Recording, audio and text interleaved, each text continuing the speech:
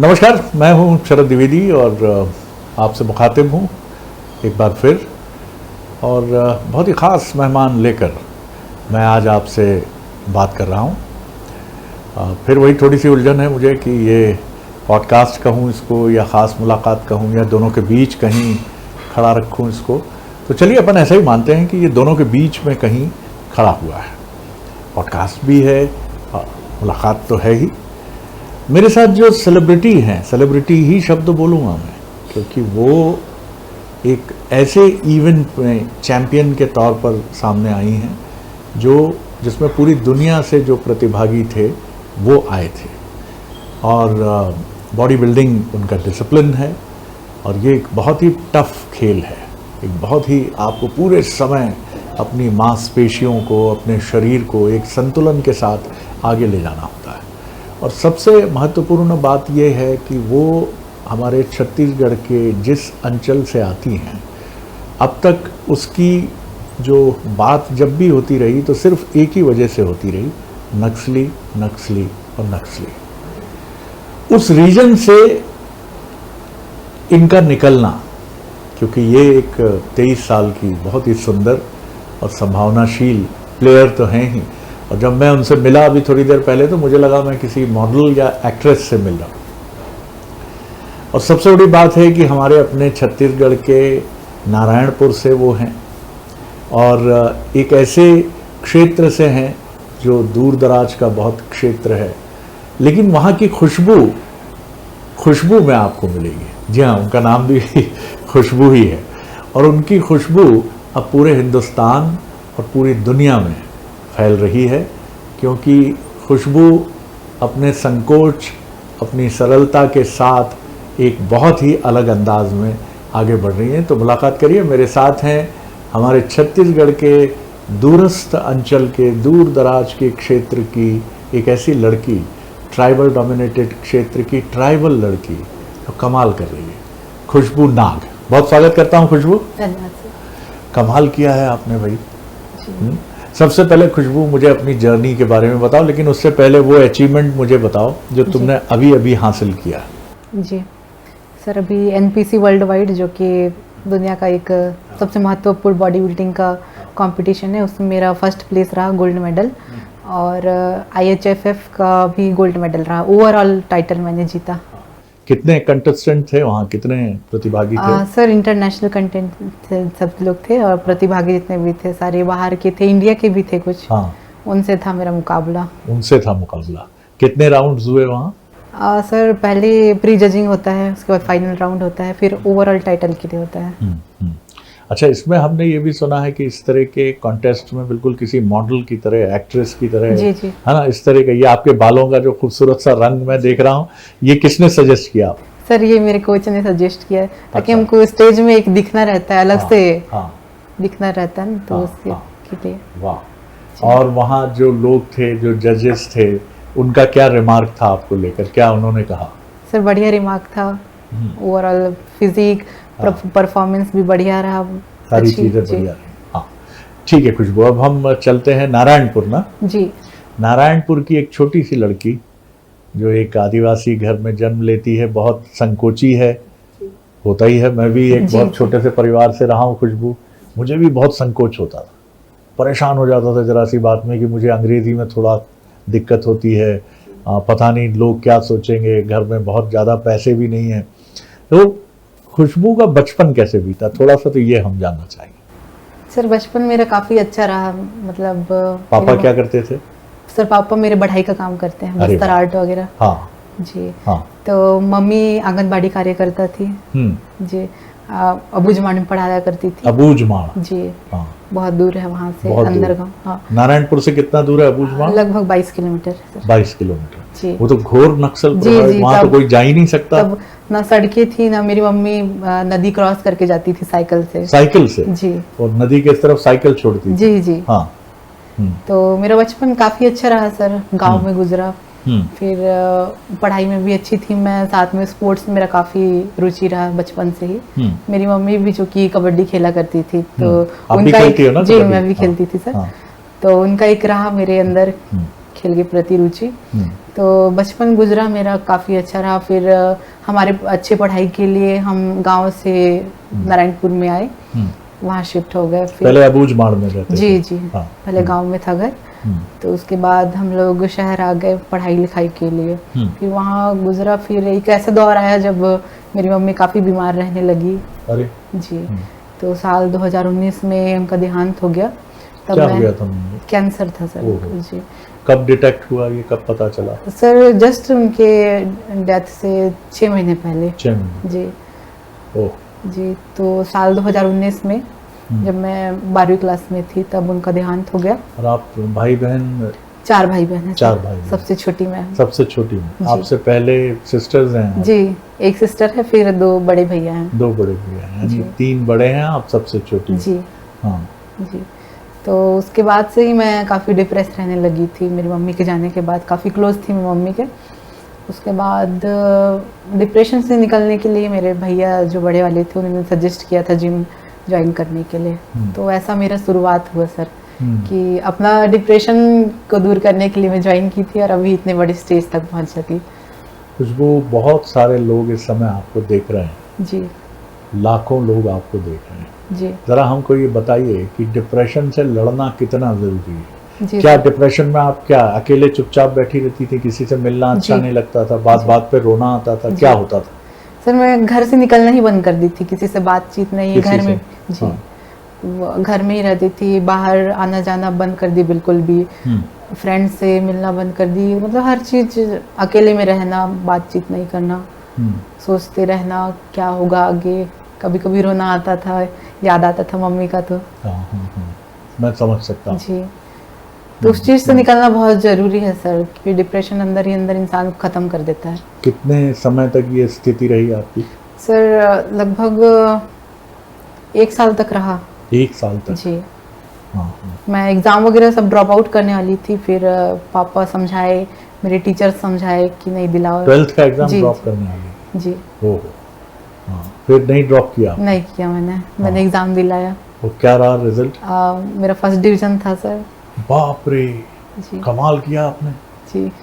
कैसे किया खुशबू? तुमने तो पढ़ाई नहीं साल भर? मैं पढ़ी भी नहीं थी बिल्कुल, सब कुछ वो हो गया था, दिमाग में कुछ था ही नहीं, फिर भी मैं दिलाई और मैं अच्छे नंबर से। कितने दिन पहले तैयारी शुरू की परीक्षा की? सर मम्मी का डेथ हुआ था दिसंबर में और मेरा एग्जाम था फरवरी में, सिर्फ 2 महीने। 2 महीने थे? जी। 2 महीने में ही आपने अपने को संभालने की कोशिश की? जी। लेकिन एग्जाम देने के बाद भी मन नहीं लगता था? नहीं, बिल्कुल नहीं लगता। उसके कुछ महीने बाद मेरी दादी का भी देहांत हो गया, तो घर का माहौल और ज्यादा। किनका? दादी का? जी। और ज्यादा आपको और ज्यादा, हाँ, घर का माहौल बिगड़ गया था।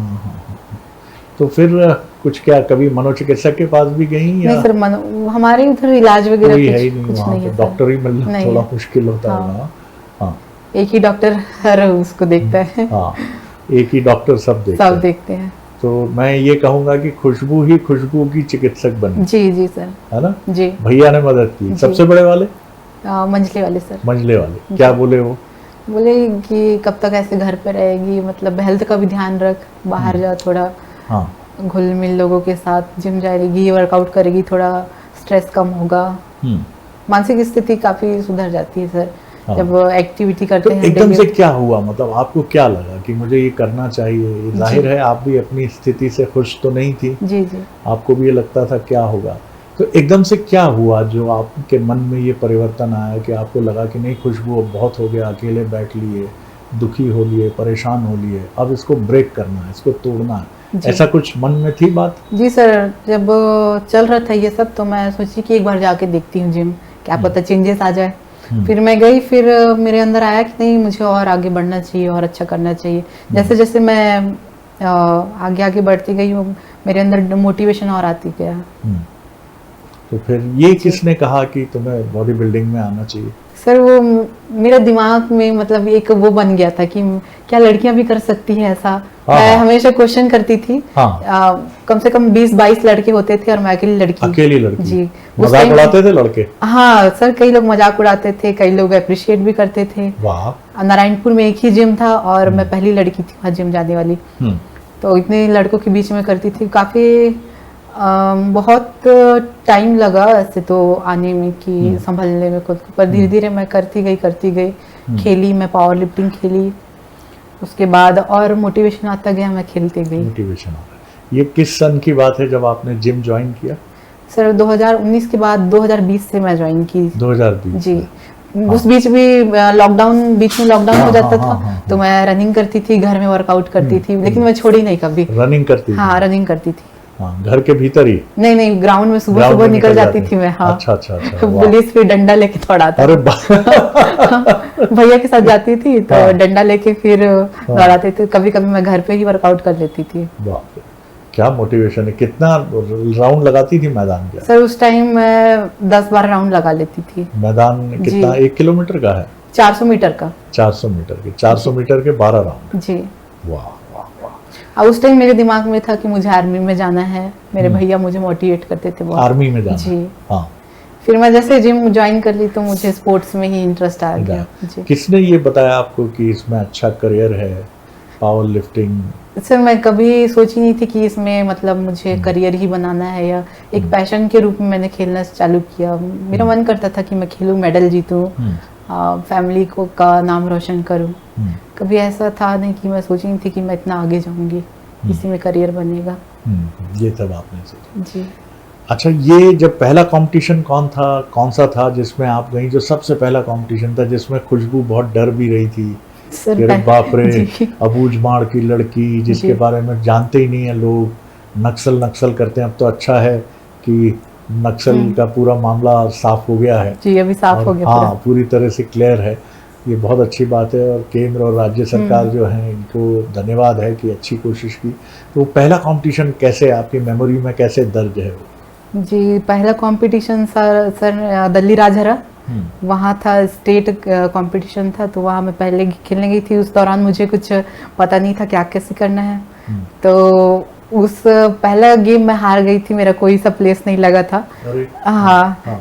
तो मेरे अंदर पोटेंशियल था पर मैं कर नहीं पाई, मुझे कुछ गाइडेंस नहीं था, मैं अकेले खेलने गई थी। क्या होता है समझ नहीं आ रहा है। इसमें तो म्यूजिक के साथ परफॉर्म करते हैं। हाँ, नहीं, पावर लिफ्टिंग अलग होता है। अच्छा, वो अलग है, उसमें वजन उठाने वाला रहता है। और ये जो है इसको हाँ, ये परफॉर्मेंस रहता है। ये परफॉर्मेंस से म्यूजिक रहता है। जी। हाँ।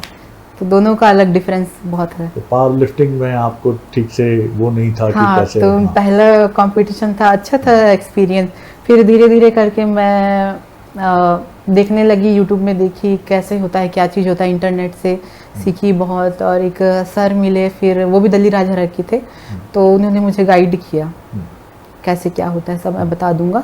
फिर मैं खेलना चालू की, फिर बाहर खेली, मुंबई खेली, साउथ में भी खेली, नेशनल खेल चुकी हूँ मैं 3 बार पावर लिफ्टिंग में।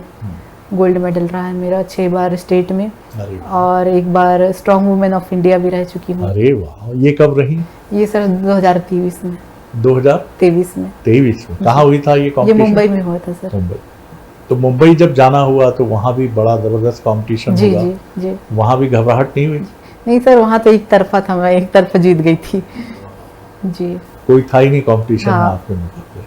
अच्छा, भारत का कौन सा स्टेट है जो बहुत इसमें काफी आगे है लड़कियों की पावर लिफ्टिंग की बात करें, सर परफॉर्मेंस की बात करें? एक तो है हरियाणा सबसे आगे जी, और एक है महाराष्ट्र।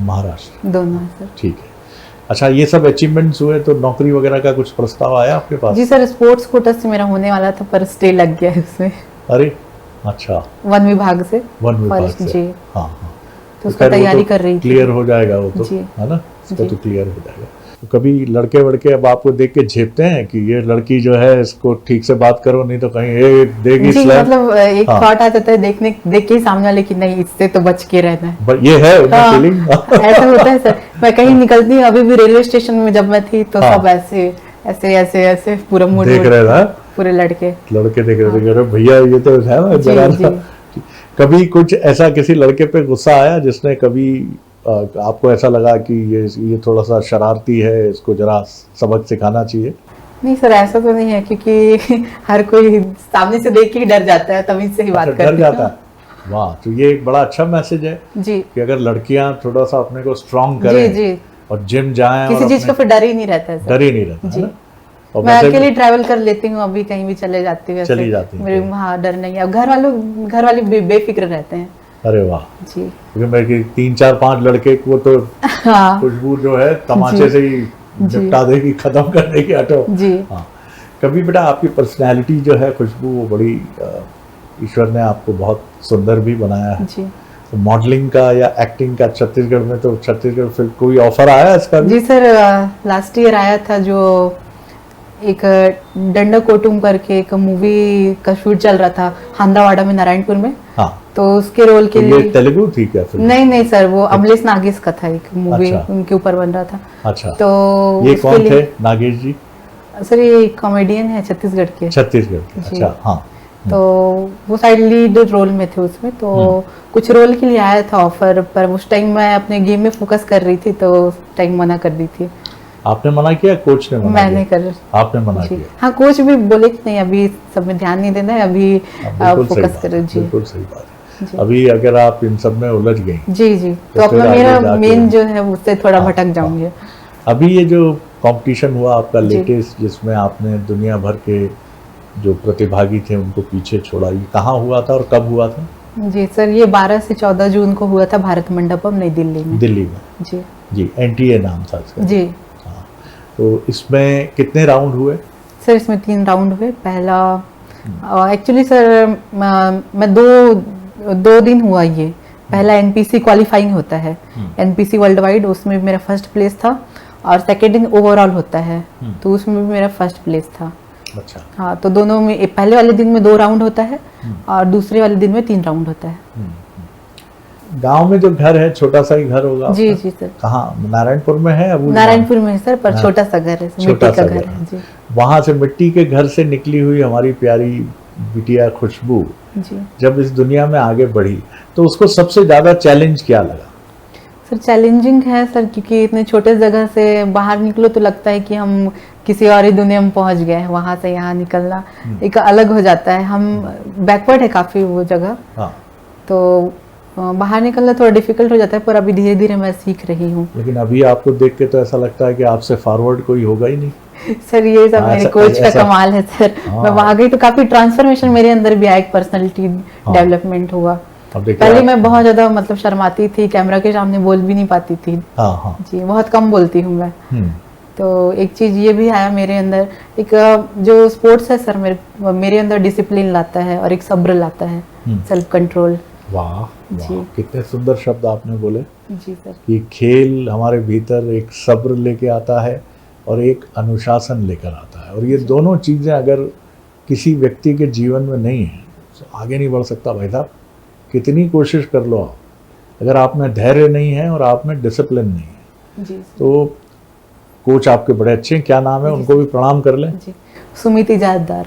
सुमित जी, जी। इजारेदार। जी ये बस्तर से ही हैं ये? सर, वो रायगढ़ से हैं सर। रायगढ़ मैं से उन्हीं के घर पे रह के प्रैक्टिस की हूँ सर, 2.5 अरे महीने वाह। थी मैं वहाँ। हाँ हाँ हाँ। जी उनके घर रह के आपने जी, प्रैक्टिस की, और ये सब बातचीत करना, ये सब करना, ये सब उन्होंने ही आपको जी ट्रेन जी किया। जी, और ये बाल वाला सुझाव भी उन्हीं उन्हीं का का था? है। हाँ, तो उनकी ये कहाँ दीदी का कराया? पार्लर है सर। अच्छा, उन्हीं का पार्लर जी, है? उनकी बड़ी वाली दीदी का। हाँ। तो सब वही करके दिए हैं। आपकी डाइट क्या रहती है खुशबू, क्या इसमें खाने पीने में क्या ध्यान रखना पड़ता है? सर, इसमें खाने पीने का ही मेन वो रहता है। जैसे हम बाहर का नहीं खा सकते, कुछ ज़्यादा तेल मसाला नहीं खा सकते, मीठा छोड़ना पड़ता है महीनों तक। अरे वाह, तो मीठे का शौक तो नहीं था आपको? हाँ सर, रहता है मीठे का हाँ, शौक। अभी तो बच्चे ही जी, हो आप। जी।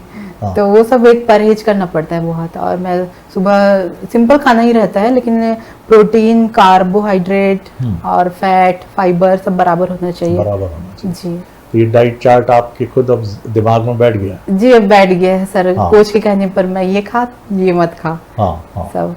कभी मन तो ललचाता होगा, कभी कभी ब्रेक भी करते होगे? हाँ, कभी कभी सर, जब एकदम दिमाग थक जाता है, हाँ, स्ट्रेस आ जाता है, तो थोड़ा मतलब हैप्पी हार्मोन के लिए थोड़ा खाना पड़ता है। थोड़ा खाना पड़ता है। जी, थोड़ा चीट जी, डे जिसको cheat बोलते day, हैं, है ना? जी। ठीक है। महीने में एक बार। हाँ, तो अभी पापा बड़े खुश होंगे जी कि सर, बहुत खुश है। वो प्यारी बिटिया हमारी जी। बहुत चुप चुप रहती थी, जी संकोची थी, क्योंकि चुप तो आप पक्के में बचपन से रहती जी थी, सर। जी है ना? जी बहुत ज्यादा किसी से बोलती नहीं थी, जी है ना? जी लेकिन आज वो खुशबू देखो, बिल्कुल कोई एक्ट्रेस लग रही है, कोई मॉडल लग रही है, छत्तीसगढ़ का और देश का गौरव बन रही है। पापा कितने खुश हुए, उनकी आंख में आंसू थे कभी जब तुम लौटी, कभी जीत जी के सर, कॉम्पिटिशन? बहुत खुश हैं। अभी सब इंतजार में है कि कब पहुंचेगी घर कर। कब 2.5 जा- महीने से देखे नहीं है तो। 2.5 महीने से? जी। तो 2.5 महीने से आप दिल्ली में ही थे? मैं रायगढ़ में थी सर। अच्छा, रायगढ़ कोच में। के यहाँ। कोच जी, के आई थी। जी, उनके गाइडेंस में उनके सामने प्रैक्टिस की। तो अभी सब इंतजार कर रहे हैं घर में कब पहुंचेगी, कब हम देखेंगे। खुशबू, आपके कोच तो बहुत अच्छे हैं और जी। आपको बहुत अच्छा मार्गदर्शन मिला, लेकिन हम कई बार सुनते हैं कि खेल में लड़कियों के साथ अच्छा व्यवहार नहीं जी। होता, अच्छा सलूक नहीं होता, जी उनका मजाक भी उड़ाया जी, जाता जी। है, उनको कई बार टारगेट भी किया जाता है। ऐसे किसी अनुभव से तो नहीं गुजरी आप? सर, ऐसा होता है, कमेंट बहुत सारे आते हैं हाँ। दूसरे लोगों से खास करके। हाँ हाँ। कि कई चीज़ों को लेके आता है सर, जैसे कि वहाँ हमको कॉस्ट्यूम पहनना पड़ता है, हाँ। उसके लिए आता है कि फिर बॉडी लड़के जैसा हो गया है, अरे ये तो लड़के जैसा हो गई है, इससे शादी कौन करेगा। ओह। बहुत ऐसे कमेंट आते हैं सर, पर मैं इग्नोर कर देती हूँ कि ये सब को मैं लेके चलूंगी तो फिर आगे ही नहीं बढ़ पाऊंगी मैं।